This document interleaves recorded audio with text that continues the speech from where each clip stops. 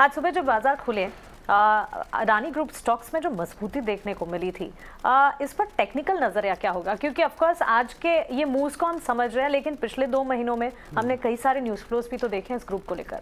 और तीनों ही स्टॉक, तो मैंने 3 स्टॉक स्पेसिफिकली यहाँ पे कवर किया, अदानी पोर्ट्स, अदानी एंटरप्राइज और अंबुजा सीमेंट्स। और तीनों की जो बिहेवियर है वो कंप्लीटली डिफरेंट है। मैं एग्जांपल दूंगा, जैसे कि एक टेस्ट मैच, एक ओडीआई और एक T20 match. For example Adani ports की जब हम बात कर रहे हैं तो स्टॉक ओवरबॉट नेचर पे था जब जनवरी सीरीज में था। उसके बाद में स्टॉक जैन एंड में जब अदानी स्टॉक्स करेक्ट कर रहे थे तो स्टॉक ने भी करेक्शन किया और वापस से स्टॉक ओवरबॉट नेचर पे आ चुका है। अदानी एंटरप्राइज की बात करें तो स्टॉक कल तक मेजर ओवरसोल्ड टेरिटरीज में था। तो ये जब मेजर ओवरसोल्ड में हो जाता है तो वहाँ पे शॉर्ट कवरिंग बहुत ज़्यादा स्ट्रॉन्ग और फास्ट होती है। उसके लिए अगर हमने देखा कि लास्ट 2 डेज से अदानी एंटरप्राइज में बहुत स्ट्रॉन्ग और विशियस प्राइस रैलीज आ रही है 15% के आसपास की।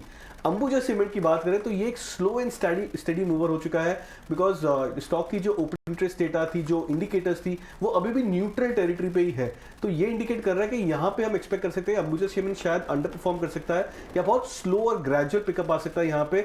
तो जो ट्रेडर्स है, जो जिनकी अलग अलग स्टाइल है, जो फॉर एग्जाम्पल हाई रिस्क लेना चाहते हैं, आई थिंक अदानी एंटरप्राइज में ट्रेड कर सकते हैं। जो न्यूट्रल या फिर एक थोड़ी सी सबड्यूड रिस्क कैटेगरी में जाना चाहते हैं तो आई थिंक अदानी पोर्ट्स और अंबुजा सीमेंट ये 2 स्टॉक पिक कर सकते हैं। एक्चुअली ये बहुत इंपॉर्टेंट एनालिसिस इसलिए भी है क्योंकि अदानी ग्रुप ऑफ स्टॉक्स अगर स्टेबलाइज कर रहे हैं और आगे बढ़ना शुरू कर रहे हैं, वो भी प्योर टेक्निकल, हम मेरिट डीमेरिट में मैटर के में नहीं जाएंगे, सिर्फ स्टॉक्स को अगर आप देखिए स्क्रीन रीडिंग के हिसाब से, अगर ये स्टेबलाइज कर रहे हैं और आगे बढ़ रहे हैं तो बाजार को भी स्टेबिलिटी मिलेगी। ये एक पॉइंट। और खैर अपॉर्चुनिटीज तो इन्होंने बताई।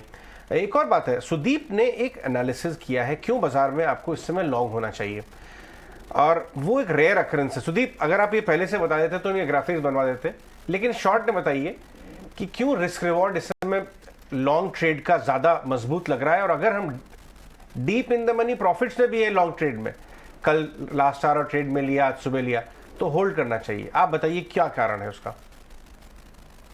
अजय जी, हमने पिछले 25-30 साल के जो जितने भी हमारे पास डेटा है उतने सारा एक देखा तो ये स्टॉक मार्केट के हिस्ट्री में 6 बार हुआ है। जो कल हुआ वो 6वीं बार था कि लगातार 9 फॉलिंग कैंडल्स है, 9 लाल कैंडल्स है, 9 दिन से मार्केट गिर रहा है और उसके बाद 10वें दिन भी मार्केट गिरा है।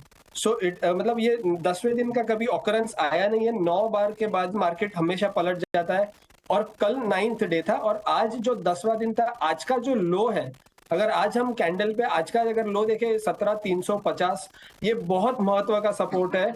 और अगर ये लो अगर होल्ड कर जाता है 17,345 का, तो मुझे लग रहा है जो पिछले 6 बार जब जैसे मार्केट गिरे थे 9 कंसेक्यूटिव कैंडल्स, वो 6 के 6 बार जब मार्केट ने रिबाउंड किया तो average length of rebound has been around 4 to 5% from the bottom of the 10th day. तो अगर हम 17,350 से भी अगर हम रफली 700 पॉइंट भी पकड़ ले तो 18,200 के बीच में जाता है। पर हम एक लेवल, जैसे कुणाल ने ये जो बहुत अच्छे से विश्लेषण दिया कि सारे लार्ज कैप नहीं चल रहे, तो हम we will take 1 level at a time.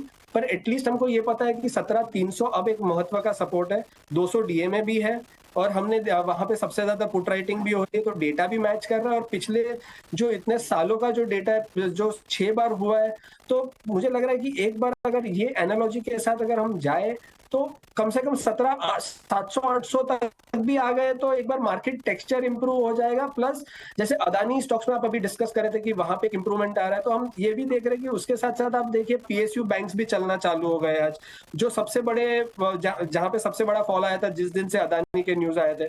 तो एक एक करके सेक्टर्स अगर इंप्रूव होना चालू हो जाएगा तो at least market texture will be better.